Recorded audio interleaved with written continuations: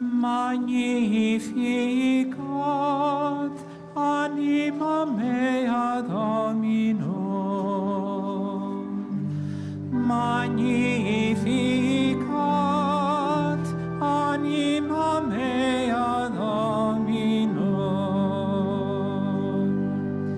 A minha alma glorifica o Senhor, e o meu espírito se alegra em Deus, meu Salvador. Magnificat anima mea Domino.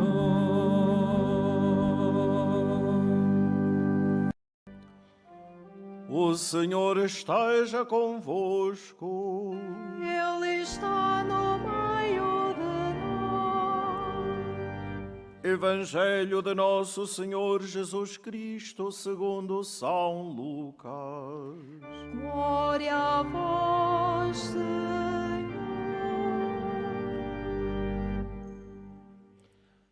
Naquele tempo, Jesus chamou os 12 apóstolos e deu-lhes poder e autoridade sobre todos os demónios e para curarem todas as doenças. Depois, enviou-os a proclamar o reino de Deus e a curar os enfermos. E disse-lhes: Não leveis nada para o caminho, nem queijado, nem alforje, nem pão, nem dinheiro, e não leveis 2 túnicas. Quando entrardes em alguma casa, ficai nela até partirdes dali. Se alguns não vos receberem, ao sair dessa cidade, sacudi o pó dos vossos pés como testemunho contra eles. Os apóstolos partiram e foram de terra em terra a anunciar a boa nova e a realizar curas por toda a parte. Palavra da salvação. Glória a vós, Senhor.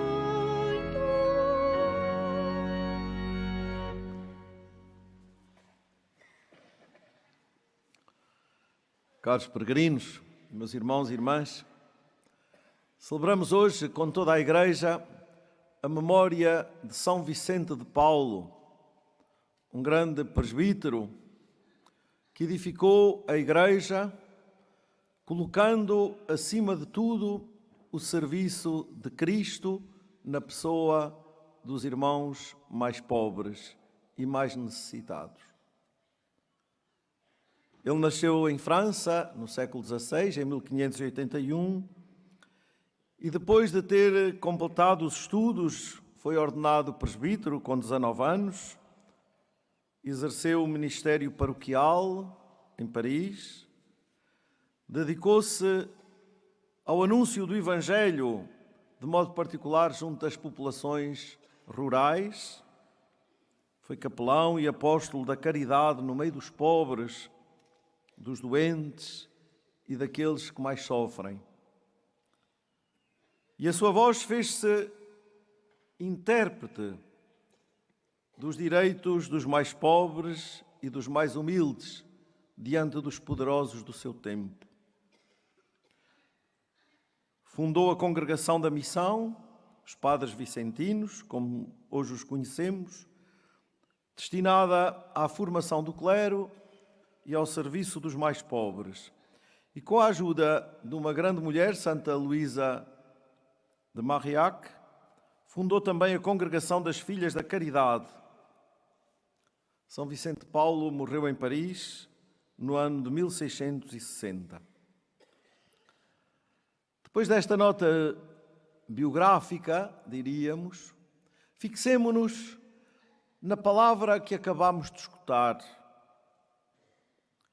Na vida deste homem de Deus, São Vicente de Paulo, nós vemos que a palavra que o Senhor hoje nos dá, de modo particular no Evangelho, é uma palavra possível. E se alguma coisa os santos nos dizem, ao celebrarmos as suas memórias na liturgia, é que a palavra de Deus é uma palavra possível. É possível na nossa vida. É possível de ser concretizada. A palavra de Deus que nós escutamos não é uma história para encantar o nosso coração, e é bom que nos encante, mas é sobretudo um desafio de concretização. É um desafio de vida. Com razão, os salmos dizem que a palavra do Senhor é espírito e vida. E é isso que nós vemos na vida dos santos e hoje, concretamente, na vida de São Vicente de Paulo. Vemos a concretização de quanto escutávamos no Evangelho. Na sua atribulada vida, São Vicente de Paulo, antes de mais, procurou escutar e seguir Jesus e aprender dele o segredo da missão. Este segredo que Jesus hoje afinal diz no Evangelho, não apenas para ele, mas para todos nós. Mas também a delicadeza e o olhar da missão. O Senhor, ao escolher-nos a todos, segundo a vocação a que nos chama, na Igreja, e ao enviar-nos a todos,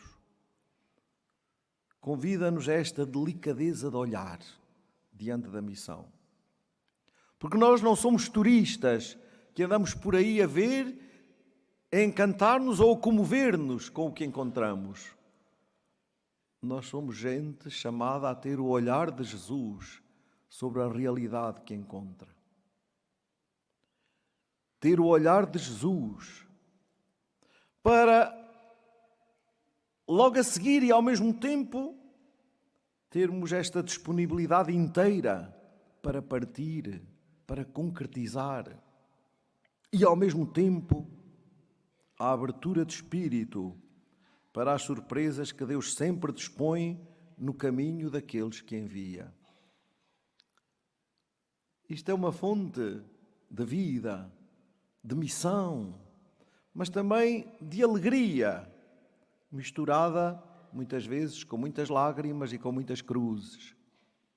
Esta é a missão que o Senhor nos oferece. E que São Vicente de Paulo concretizou de uma maneira tão bonita e tão bela que chega até nós hoje.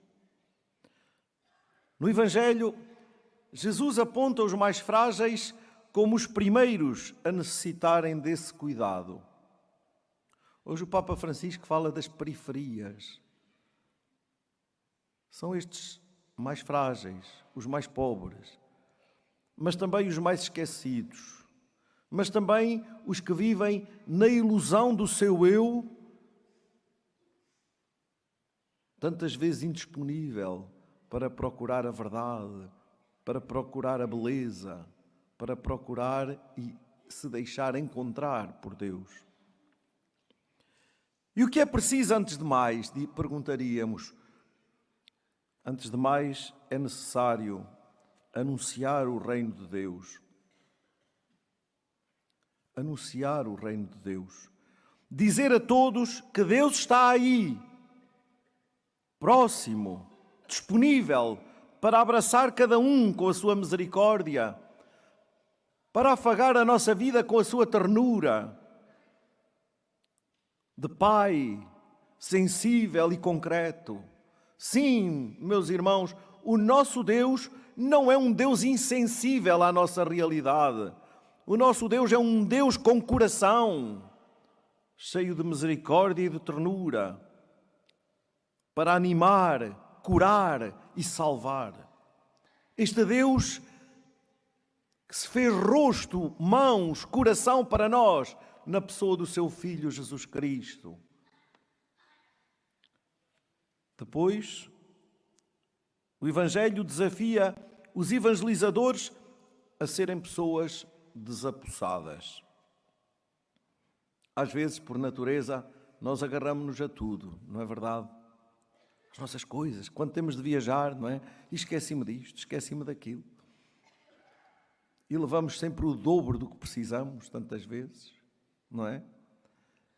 E Jesus diz que aqueles que Ele chama e envia Nós, diante da missão, não devemos levar nada. Não devemos encher o nosso saco de tralha, desculpem a expressão. Devemos fixar-nos no essencial. Devemos ser pessoas, somos chamados a ser pessoas desapossadas. É porque muitas vezes pomos o nosso coração no que temos, nas pequenas coisas que possuímos e não na missão que nos é confiada. Gente que vive do essencial e que não se deixa prender nas amarras do ter, como tantas vezes acontece. Gente livre na missão, que não se deixa paralisar pelo primeiro insucesso. Ai, não correu bem, vamos desistir. Não! Gente que não se paralisa diante do primeiro insucesso, mas vai sempre adiante, confiada naquele que o enviou. Porque o segredo da missão é Jesus, é Cristo, em nós. Porque a missão que o Senhor nos confia é esta missão concreta, que para muitos é na família, onde estamos todos os dias, entre esposa e marido, marido e esposa, pais e filhos, mais novos e mais velhos. É no trabalho, entre colegas, é na vizinhança, é na comunidade cristã, é nos lugares onde estamos com outros. Aí é o lugar e a hora da missão de cada um.